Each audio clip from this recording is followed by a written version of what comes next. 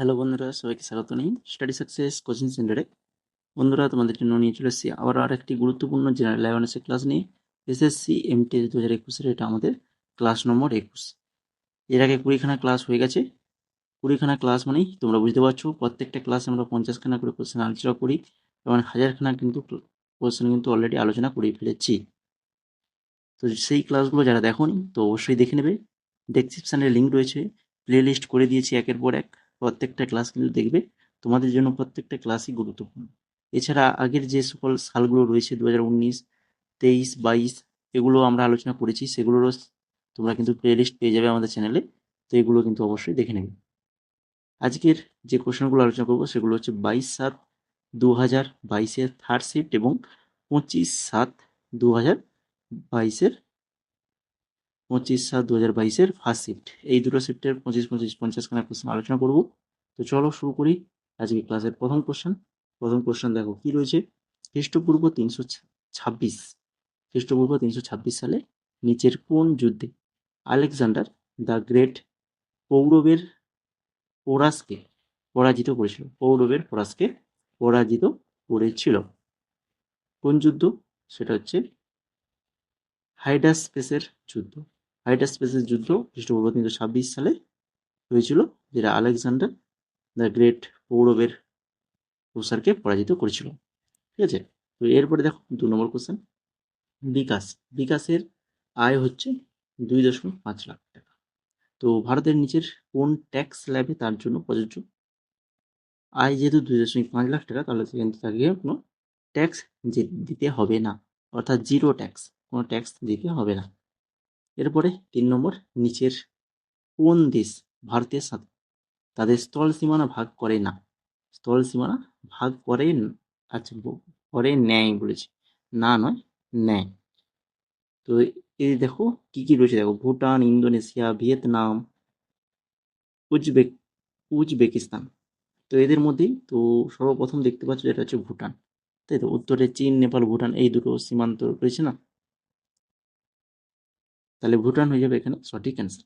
এরপরে দেখো 4 নম্বর, নিম্নলিখিত ভারতীয় শাস্ত্রীয় নৃত্যশিল্পীদের মধ্যে কে পদ্মভূষণ পুরস্কারের প্রাপক ছিলেন? পদ্মভূষণ, নিচে যে শাস্ত্রীয় নৃত্যশিল্পী রয়েছে তাদের মধ্যে থাঞ্জাভুর শঙ্কর আইয়ার।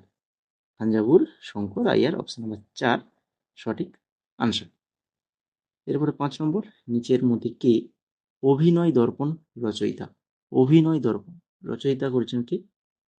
নিচেন নন্দিকেশ্ব করেছেন। 2022 সালের মার্চ মাসে ড্যাশ দ্বারা স্ত্রী মনরক্ষা পরিকল্পনা চালু করা হয়েছিল? কার দ্বারা স্ত্রী মনরক্ষা পরিকল্পনা চালু করা হয়েছিল? স্মৃতি ইরানি দ্বারা। নিচের ক্রীড়াবিদদের মধ্যে কে 2020 সালে টোকিও অলিম্পিক জ্যাভলিন থ্রো ভারতের প্রথম স্বর্ণপদক জিতেছেন? জ্যাভলিন থ্রোতে ভারতের প্রথম স্বর্ণপদক জিতেছেন, তিনি হচ্ছেন নীরজ চোপড়া। তারপরে দিনের সর্বোচ্চ তাপমাত্রা সাধারণত ঘটে, দিনের সর্বোচ্চ তাপমাত্রা সব থেকে বেশি তাপমাত্রা থাকে সেটা হচ্ছে বিকেলে। পরমহংস মণ্ডলী সম্পর্কে নিচের কোন বিবৃতিটি ভুল? পরমহংস মণ্ডলী সম্পর্কে বিবৃতিটি ভুল জিজ্ঞেস করছে কোনটা? তো প্রথম অপশন দেখো, তারা প্রাথমিকভাবে বর্ণের নিয়ম ভাঙতে আগ্রহী ছিলেন। তো এটা কিন্তু ঠিক রয়েছে, ভুল নয়, এটা ঠিক। এরা প্রতিষ্ঠাতা, এর প্রতিষ্ঠাতারা ঈশ্বরে বিশ্বাস করতেন না, এইটা ভুল। এর প্রতিষ্ঠাতারা কিন্তু ঈশ্বরে বিশ্বাস করতেন। তো এখানে যেহেতু না বলা রয়েছে, তো এটা আমাদের সঠিক অ্যান্সার হয়ে যাবে। বাকি 3 নম্বর অপশনটা দেখো, এটি 1849 সালে মহারাষ্ট্রে প্রতিষ্ঠিত হয়েছিল, এটাও কিন্তু ঠিক। পরমহংস মণ্ডলী, ভালো করে মনে রাখো, তারা বিধবা পুনর্বিবাহ এবং নারী শিক্ষার পক্ষেও কথা বলেছিলেন, তো এটাও ঠিক রয়েছে। এরপরে 10 নম্বর, মাছের হৃৎপিণ্ডের ড্যাশ প্রকোষ্ঠ রয়েছে? মাছের হৃৎপিণ্ডের কয়টি প্রকোষ্ঠ? কয়টি? দুটি, দুটি প্রকোষ্ঠ রয়েছে। এরপরে 11 নম্বর, প্রমোদ সাওয়ান্ত 2022 সালের মার্চ মাসে কোন রাজ্যের মুখ্যমন্ত্রী হিসাবে শপথ নেন? প্রমোদ সাওয়ান্ত, গোয়া। গোয়ার মুখ্যমন্ত্রী হিসেবে শপথ নিয়েছিল। নিম্নলিখিত ভারতীয় গায়কদের মধ্যে কাকে ভারতের নাইটিঙ্গেল বলে সম্বোধন করা হয়? এটা তো সবাই পারবে, খুবই সহজ কোশ্চেন। লতা মঙ্গেশকর। এরপরে 13 নম্বর, সঠিক বিবৃতিটি নির্বাচন করুন। 4টা বিবৃতি রয়েছে, তো এগুলোর মধ্যে সঠিক বিবৃতি যেটা হচ্ছে অপশন নাম্বার 2, সাইটোপ্লাজম এবং নিউক্লিয়াস কোষের ঝিল্লির মধ্যে আবদ্ধ থাকে, যাকে প্লাজমা মেমব্রেনও বলা হয়। এটা সঠিক। এরপরে চলে যাব 14 নম্বর, ভারতে আদিম চাষাবাদ ড্যাশে ঝুমিং নামে পরিচিত।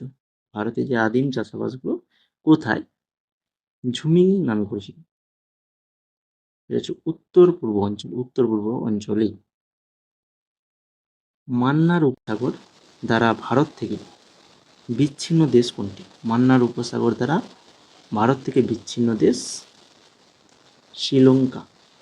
অপশন নাম্বার 2 সঠিক অ্যান্সার। এছাড়া ভারত এবং শ্রীলঙ্কাকে বিচ্ছিন্ন করে পক প্রণালী, এটাও মনে রাখবে তোমরা কিন্তু। 16 নম্বর দেখো, নিচের কোন সূত্রে বলা হয়েছে যে তাপমাত্রা স্থির থাকলে একটি গ্যাসের প্রদত্ত ভরের আয়তন গ্যাসের চাপের সাথে বিপরীতভাবে পরিবর্তিত হয়? গ্যাসের চাপের সাথে বিপরীতভাবে পরিবর্তিত হয়। এটা কোন সূত্রে বলা রয়েছে?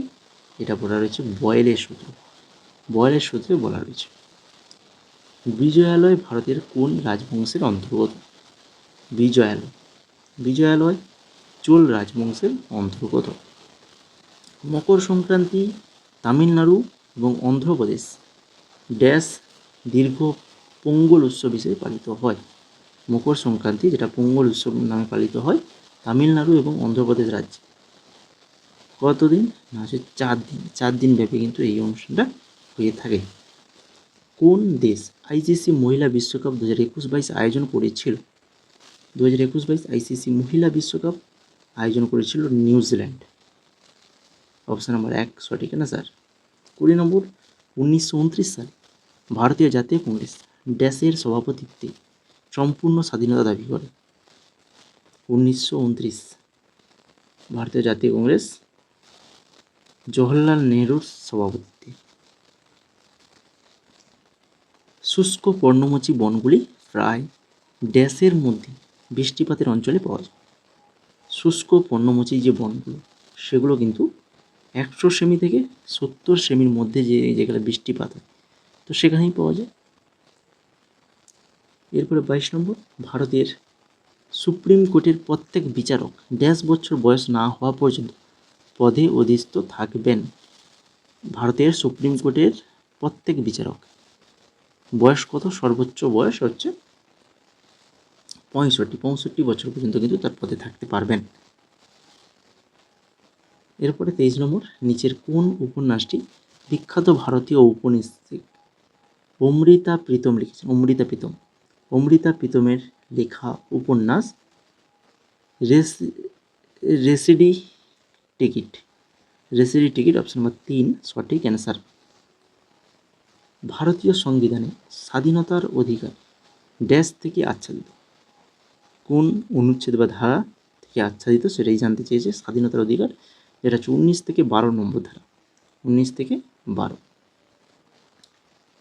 25 নম্বর, জাঞ্জিরা দুর্গ ড্যাশ উপকূলের আরব সাগরের একটি ছোট্ট দ্বীপে অবস্থিত? জাঞ্জিরা দুর্গ, যেটা হচ্ছে মহারাষ্ট্রের উপকূলে আরব সাগরের একটি ছোট্ট দ্বীপে অবস্থিত। এরপরে আমরা শুরু করব 25/7/2022 ফার্স্ট শিফটের কোশ্চেনগুলো যাওয়ার আগে তোমাদের বলে রাখি, এখনও যারা ক্লাসটাকে লাইক করবে, ইতিমধ্যে 25খানা কোশ্চেন আলোচনা করে দিলাম, আর 25খানা আলোচনা রয়েছে। তো সেগুলো করার আগে তোমরা যারা এখনও ক্লাসটাকে লাইক করোনি, তো অবশ্যই ক্লাসটা লাইক করে দাও। লাইক করে দিয়েছো সবাই? তো চলো এবার শুরু করি। প্রথম কোশ্চেন দেখো, নমুনা নিবন্ধন ব্যবস্থার 2018 রিপোর্ট অনুসারে ভারতে জনসংখ্যা কত শতাংশ কাজের বয়সের নিচে আসে? 66%। কত শতাংশ? 66% কাজের বয়সের নিচে আসে। চাঁদ। চাঁদ পৃথিবীর চারিদিকে প্রায় ড্যাশে ঘোরে। চাঁদ পৃথিবীর চারপাশে ঘুরতে কত সময় লাগে? কত সময়? 27 দিন সময় লাগে, 27। এরপরে ভারতের কোন হ্রদ টেকটনিক কার্যকলাপের ফলে যে হ্রদ সেটা হচ্ছে উলার হ্রদ। অপশন নাম্বার 1 সঠিক অ্যান্সার, উলার হ্রদ। জাবেরি সিস্টাররা কোন শাস্ত্রীয় নৃত্যের জন্য বিখ্যাত? জাবেরি সিস্টার যারা মণিপুরি নৃত্যের জন্য কিন্তু বিখ্যাত। সালফারের পারমাণবিক সংখ্যা কত? সালফারের পারমাণবিক সংখ্যা হচ্ছে 16। ভারতীয় সংবিধানে 51 অনুচ্ছেদে ড্যাশ সম্পর্কে, ভারতের সংবিধানের যে 51 নম্বর যে অনুচ্ছেদ সেটা কি সম্পর্কে বলা রয়েছে? আন্তর্জাতিক শান্তি ও নিরাপত্তা প্রচার। আন্তর্জাতিক শান্তি এবং নিরাপত্তা প্রচারের সম্পর্কে বলা রয়েছে। ধামেক স্তূপ ভারতের সবচেয়ে বিশিষ্ট বৌদ্ধ স্থাপনাগুলির মধ্যে একটি। ধামেক স্তূপ এটি উত্তরপ্রদেশের ড্যাশ জেলায় অবস্থিত। তাহলে এটা উত্তরপ্রদেশে রয়েছে, এটা তো জানতে পারলে। কোন জেলায় রয়েছে? না, আছে বারাণসী। উত্তরপ্রদেশের বারাণসীতে রয়েছে। ভারতের সংবিধানের কোন অধ্যায়ে সংসদের অনুচ্ছেদগুলি নিয়ে আলোচনা করা হয়েছে? সংসদের যে অনুচ্ছেদগুলো নিয়ে আলোচনা করা রয়েছে অধ্যায় 2 নম্বর অধ্যায়। এরপরে আনফিনিশড, খুবই ইম্পর্টেন্ট একটি বিখ্যাত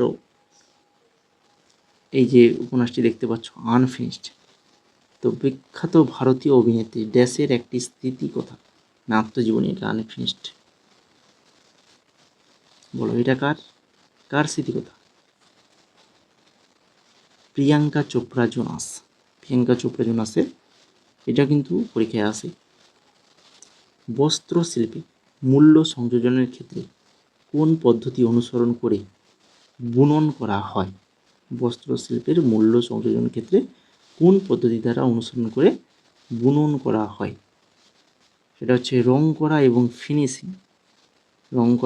ফিনিশিংয়ের মধ্যে। ভারতের কোন রাজ্যে নুয়াখাই উৎসব পালিত হয়? নুয়াখাই উৎসব যেটা পালিত হয় ভারতের উড়িষ্যা রাজ্যে, উড়িষ্যা। কোন বিজ্ঞানী সর্বপ্রথম ইকোসিস্টেম বা ইকোলজিক্যাল সিস্টেম শব্দটি তৈরি করেন? ইকোসিস্টেম বা ইকোলজিক্যাল সিস্টেম তৈরি করেন আর্থার ট্যান্সলে। ভারতের সংবিধানের 112 অনুচ্ছেদ অনুসারে এক বছরে কেন্দ্রীয় বাজেটকে ড্যাশ বলা হয়? এক বছরের কেন্দ্রীয় বাজেটকে বলা হয় বার্ষিক আর্থিক বিবৃতি। নিচের কোন ইভেন্টে ভারত গ্রীষ্মকালীন অলিম্পিক 2020 কোনো পদক জিততে পারেনি? ভারত কোন ইভেন্টে? মহিলাদের হকিতে কিন্তু কোনো পদক জিততে পারেনি। 15 নম্বর দেখো, সাইয়েদ রাজবংশের ঠিক পরে নিচের কোন রাজবংশ দিল্লি শাসন করেছিল?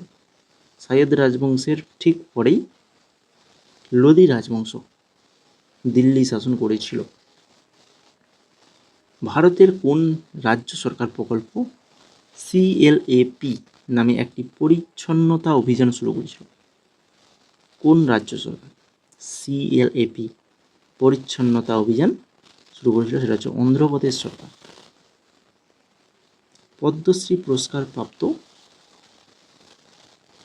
গদ্দাম পদ্মজা রেড্ডি ভারতের কোন শাস্ত্রীয় নৃত্যের সাথে যুক্ত ছিলেন? পদ্মজা রেড্ডি একজন পদ্মশ্রী পুরস্কার প্রাপ্ত, তিনি কুচিপুড়ি নৃত্যের সাথে যুক্ত ছিলেন। প্রথম ইংরেজ কারখানাটি ড্যাশ সালে হুগলি নদীর তীরে স্থাপিত হয়েছিল? প্রথম ইংরেজ কারখানাটি 1651 সালে হুগলি নদীর তীরে স্থাপিত হয়েছিল। মে 2022 থেকে ভারতের প্রধান G20 সমন্বয়কারী কে হবেন? মে 2022 সালে প্রধান G20 সমন্বয়কারী তিনি ছিলেন হর্ষবর্ধন শ্রিংলা। G20 নিয়ে কিন্তু অলরেডি আমরা ভিডিও করে রেখেছি, সেটাও কিন্তু তোমরা দেখে নিতে পারো। এরপরে দেখো 20 নম্বর, ফিল্ড হকি খেলায় কত সংখ্যক খেলোয়াড়কে প্রতিস্থাপন করার অনুমতি দেওয়া হয়? ফিল্ড হকি, এখানে কোনো সীমা থাকে না, যতগুলো প্রতিস্থাপন করা যেতে পারে। মাটিতে জল প্রবেশের প্রক্রিয়াকে ড্যাশ বলে? মাটিতে জল প্রবেশ, সেটাকে বলা হয় অনুপ্রবেশ। গুপ্ত রাজবংশের একজন শাসক সমুদ্রগুপ্ত নিচের কোন উপাধি ধারণ করেছিলেন? গুপ্ত রাজবংশের একজন শাসক সমুদ্রগুপ্ত, যিনি কবি রাজা উপাধি ধারণ করেছিলেন, কবি রাজা। 1828 সালে কলকাতা ব্রাহ্মণ সমাজের প্রতিষ্ঠাতা কে ছিল? ব্রাহ্ম সমাজ প্রতিষ্ঠা করেছিলেন রাজা রামমোহন রায় করেছিলেন। ভারতের প্রতিবেশী দেশ আফগানিস্তানের রাজধানী কি? পাবে তো কাবুল, তাই তো কাবুল হয়ে যাবে সঠিক আনসার। লাস্ট কোশ্চেন, পণ্ডিত রবিশঙ্কর ড্যাশ বাদ্যযন্ত্রের সাথে যুক্ত? পণ্ডিত রবিশঙ্কর, যিনি কিন্তু একজন সেতার বাদ্যযন্ত্রের সাথে যুক্ত। তো এই ছিল মোট ইম্পর্টেন্ট 50খানা কোশ্চেন, খুবই ইম্পর্টেন্ট কোশ্চেন। আশা করি সবার ক্লাসটা ভালো লেগেছে। তো যদি ভালো লেগে থাকে তো অবশ্যই লাইক করে দাও, আর আগের ক্লাসগুলো যদি না দেখে থাকো তো অবশ্যই দেখে নেবে, এবং সেই সঙ্গে চ্যানেলটাকে সাবস্ক্রাইব করে রাখবে। পরবর্তী এরকম ইম্পর্টেন্ট ক্লাস কিন্তু তোমরা অবশ্যই পাবে, তার নোটিফিকেশান আগে পাওয়ার জন্য অবশ্যই সাবস্ক্রাইব করে বেল আইকনে ক্লিক করে রাখবে। আর তারই সঙ্গে বলে রাখি, অবশ্যই টেলিগ্রাম চ্যানেল রয়েছে, আমাদের Telegram channel study success coaching centre, এখানে যুক্ত হয়ে যাবে। এখানে যুক্ত হয়ে গেলে রিসেন্ট কারেন্ট অ্যাফেয়ার্স অবশ্যই গুরুত্বপূর্ণ, তোমাদের দরকার প্রত্যেক পরীক্ষার জন্য। তো সেই কারেন্ট অ্যাফেয়ার্স পেয়ে যাবে আমাদের টেলিগ্রাম চ্যানেলে। এছাড়া আমাদের ভিডিও নোটিফিকেশান পাবে, বিভিন্ন চাকরির নোটিফিকেশান, পিডিএফ সব কিছুই আমাদের টেলিগ্রাম চ্যানেলে দেওয়া হয়। তো অবশ্যই টেলিগ্রামে যুক্ত হয়ে যাও, যুক্ত হয়ে আগের যে সকল পিডিএফগুলো দিয়ে রয়েছে সেগুলো কালেক্ট করো, এবং পরবর্তী যা দেওয়া হবে তা কিন্তু পেয়ে যাবে। তো অবশ্যই টেলিগ্রামে যুক্ত হয়ে যাও। যারা এখনও যুক্ত হওনি তো অবশ্যই বলছি টেলিগ্রামে যুক্ত হয়ে যাও।